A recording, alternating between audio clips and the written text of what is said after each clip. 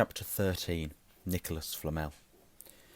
Dumbledore had convinced Harry not to go looking for the Mirror of Erised again, and for the rest of the Christmas holidays the invisibility cloak stayed folded at the bottom of his trunk. Harry wished he could forget what he'd seen in the mirror as easily, but he couldn't. He started having nightmares. Over and over again he dreamed about his parents disappearing in a flash of green light while a high voice cackled with laughter. "See, Dumbledore was right. That mirror could drive you mad," said Ron, when Harry told him about these dreams. Hermione, who had came back the day before term started, took a different view of things. She was torn between horror at the idea of Harry being out of bed, roaming the school 3 nights in a row, if Filch had caught you, and the disappointment that he hadn't at least found out who Nicholas Flamel was. They had almost given up hope of ever finding Flamel in a library book, even though Harry was still sure he'd read the name somewhere. Once term had started, they were back to skimming through books for 10 minutes during their breaks. Harry had even less time than the other two, because Quidditch practice had started again. Wood was working the team harder than ever. Even the endless rain that had replaced the snow couldn't dampen his spirits. The Weasleys complained that Wood was becoming a fanatic, but Harry was on Wood's side. If they won their next match against Tufflepuff, they would overtake Slytherin in the House Championship for the first time in 7 years. Quite apart from wanting to win, Harry found that he had fewer nightmares when he was tired out after training. Then, during one particularly wet and muddy practice session, Wood gave the team a bit of bad news. He'd just got very angry with the Weasleys, who kept dive-bombing each other and pretending to fall off their brooms. "You stop messing around," he yelled. "It's exactly the sort of thing that'll lose us the match. Snape's refereeing this time, and he'll be looking for any excuse to knock points off Gryffindor." George Weasley really did fall off his broom at these words. "Snape's refereeing?" he spluttered through a mouthful of mud. "When's he ever refereed a Quidditch match? He's not going to be fair if we might overtake Slytherin." Sorry. The rest of the team landed next to George to complain. "It's not my fault," said Wood.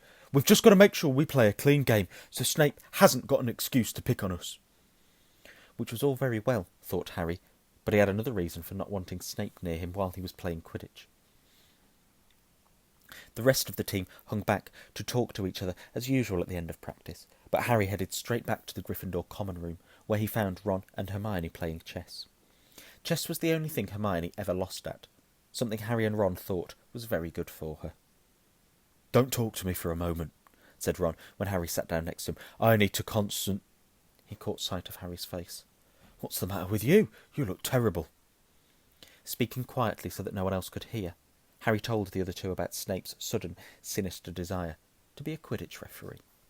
"Don't play," said Hermione at once. "Say you're ill," said Ron. "Pretend to break your leg," Hermione suggested.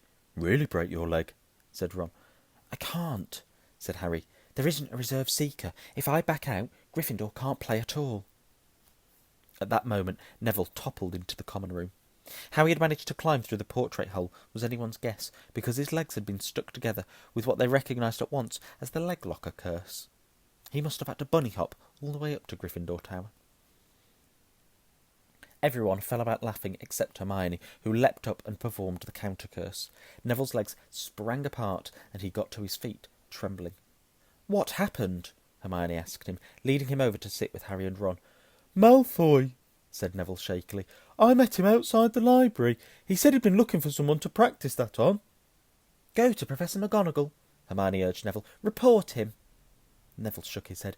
"I don't want more trouble," he mumbled. "You've got to stand up to him, Neville," said Ron. "He's used to walking all over people, but that's no reason to lie down in front of him and make it easier." Neville. "There's no need to tell me I'm not brave enough to be in Gryffindor. Malfoy's already done that," Neville choked. Harry felt in the pocket of his robes and pulled out a chocolate frog, the very last one from the box Hermione had given him for Christmas. He gave it to Neville, who looked as though he might cry. "You're worth 12 of Malfoy," Harry said. "The Sorting Hat chose you for Gryffindor, didn't it? And where's Malfoy? In stinking Slytherin." Neville's lips twitched with a weak smile as he unwrapped the frog. "Thanks, Harry. I think I'll go to bed. Do you want the card? You collect them, don't you?" As Neville walked away, Harry looked at the famous wizard card. Dumbledore again," he said. "He was the first one I ever—" He gasped. He stared at the back of the card. Then he looked up at Ron and Hermione. "I found him," he whispered. "I found Flamel. I told you I'd read the name somewhere before. I read it on the train coming here. Listen to this. Professor Dumbledore is particularly famous for his defeat of the Dark Wizard Grindelwald in 1945, for the discovery of the 12 uses of dragon's blood, and his work on alchemy with his partner, Nicholas Flamel." Hermione jumped to her feet. She hadn't looked so excited since they'd got back the marks for their very first piece of homework. "Stay there," she said, and she sprinted up the stairs to the girls' dormitories. Harry and Ron barely had time to exchange mystified looks before she was dashing back, an enormous old book in her arms. "I never thought to look in here," she whispered excitedly. "I got this out of the library weeks ago for a bit of light reading." "Light?" said Ron. But Hermione told him to be quiet until she looked something up, and he started flicking frantically through the pages, muttering to herself. At last she found what she was looking for. "I knew it! I knew it!" "Are we allowed to speak yet?" said Ron grumpily. Hermione ignored him. "Nicholas Flamel," she whispered dramatically, "is the only known maker of the Philosopher's Stone." This didn't quite have the effect she'd expected. "What?" said Harry and Ron. "Oh, honestly, don't you two read? Look, read that, there." She pushed the book towards them, and Harry and Ron read. "The ancient study of alchemy is concerned with making the Philosopher's Stone, a legendary substance with astonishing powers. The stone will transform any metal into pure gold.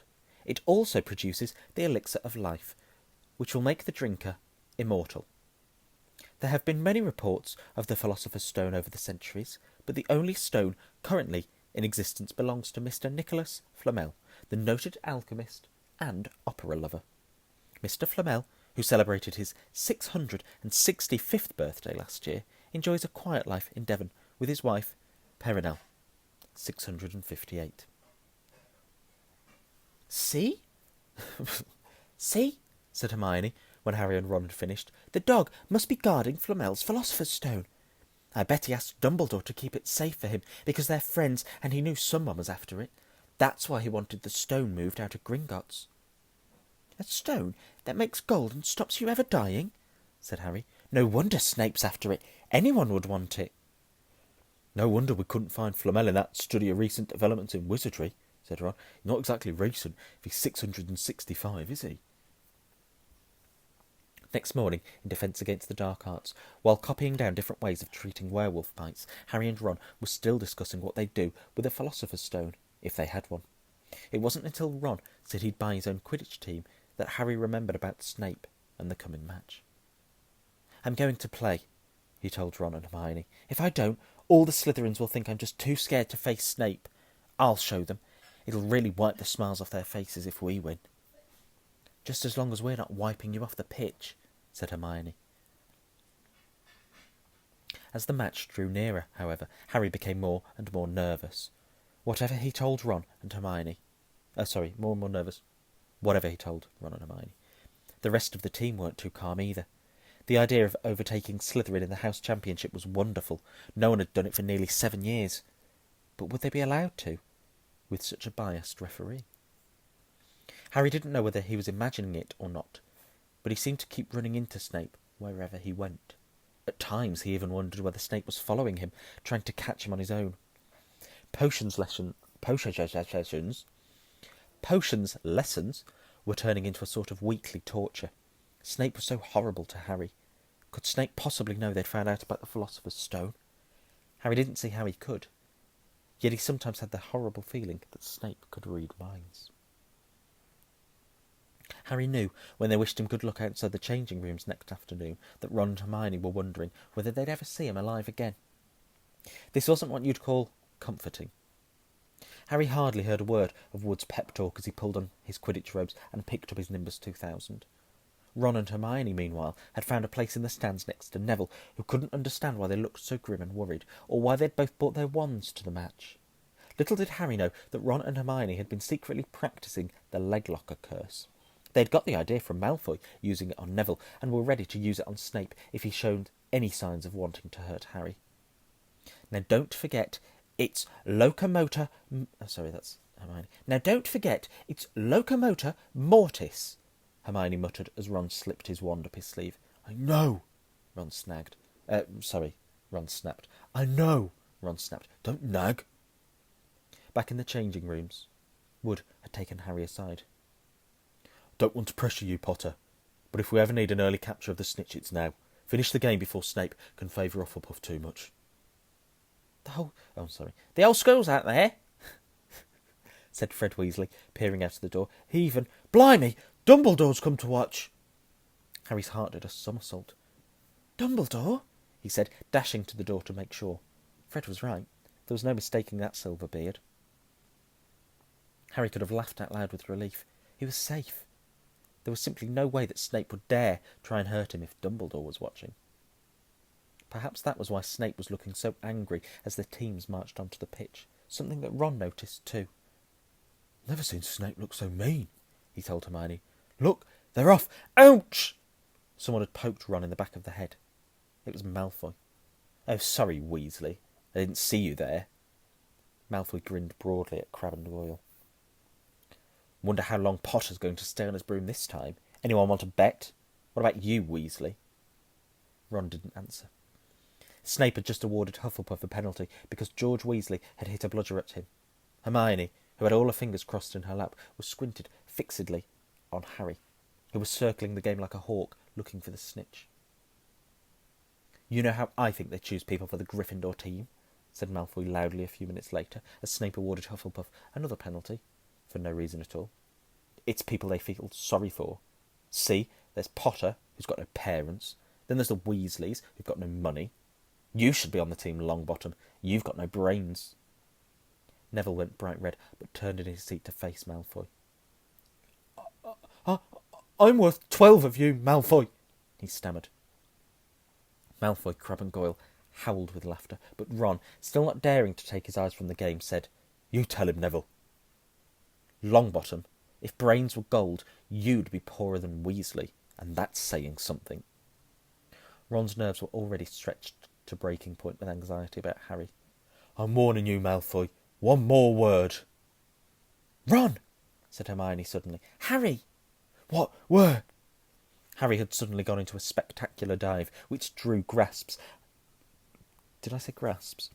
Drew gasps and cheers from the crowd. Hermione stood up, her crossed fingers in her mouth, as Harry streaked towards the ground like a bullet. Malfoy. You're in luck, Weasley. Potter's obviously spotted some money on the ground, said Malfoy. Ron snapped. Before Malfoy knew what was happening, Ron was on top of him, wrestling him to the ground. Neville hesitated, then clambered over the back of his seat to help. Come on, Harry!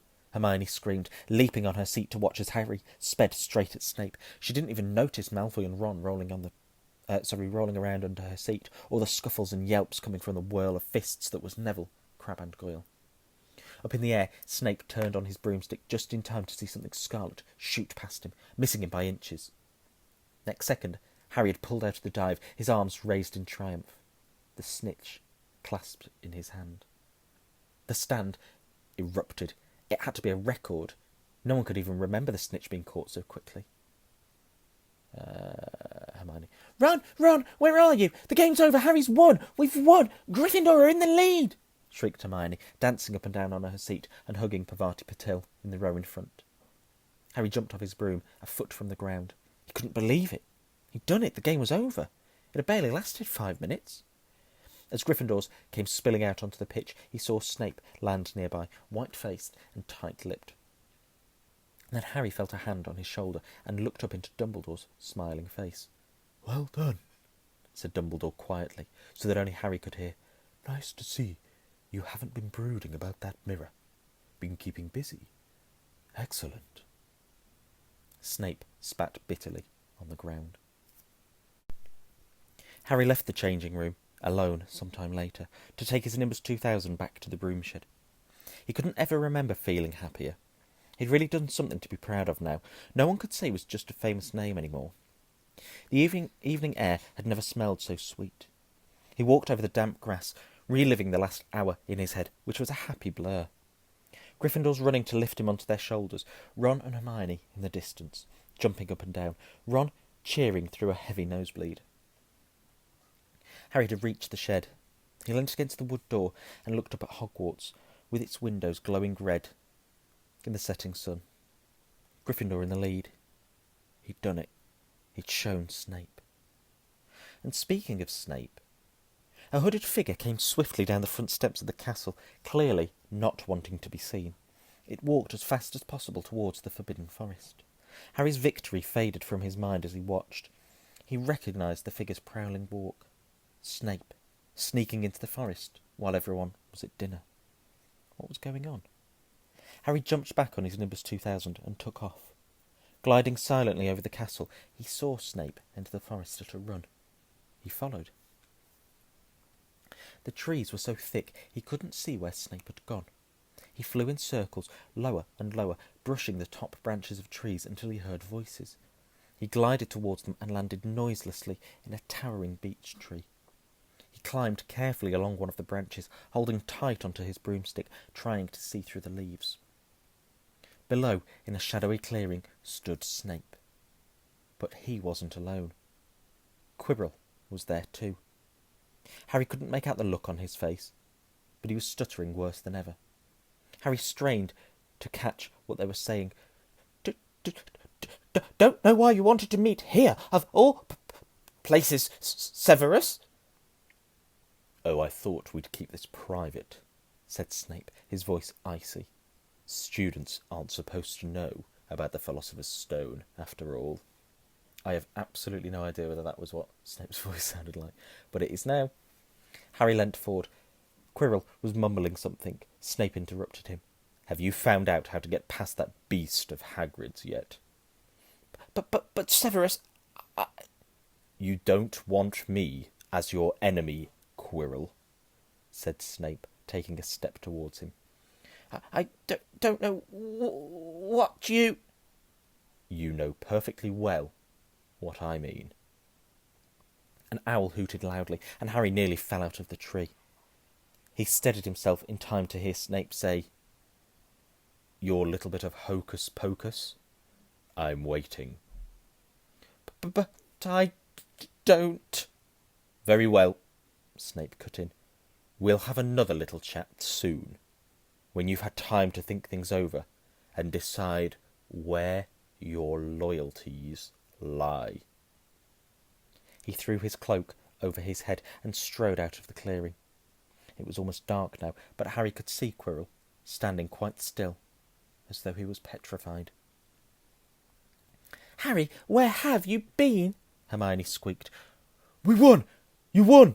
We won! Shouted with a bit more enthusiasm than that, probably, shouted Ron, thumping Harry on the back. And I gave Malfoy a black eye, and Neville tried to take on Crabbe and Goyle single-handed. He's still out cold, but Madame Pomfrey says he'll be all right. Talk about showing Slytherin. Everyone's waiting for you in the common room. We're having a party. Fred and George stole some cakes and stuff from the kitchens. Never mind that now, said Harry breathlessly. Really breathlessly. Let's find an empty room. You wait till you hear this. He made sure Peeves wasn't inside before shutting the door behind them. Then he told them what he'd seen and heard. I don't know who that is. I think it's Harry. So we were right. It is the Philosopher's Stone, and Snape's trying to force Quirrell to help him get it. He asked if he knew how to get past Fluffy, and he said something about Quirrell's hocus pocus. I reckon there are other things guarding the stone apart from Fluffy. Loads of enchantments, probably, and Quirrell would have done some anti-dark spells, which Snape needs to break through. Hermione. So you mean the stone's only safe as long as Quirrell stands up to Snape? Said Hermione in alarm. It'll be gone by next Tuesday, said Ron. Ever the optimist, Ronald Weasley. Aren't you? The end.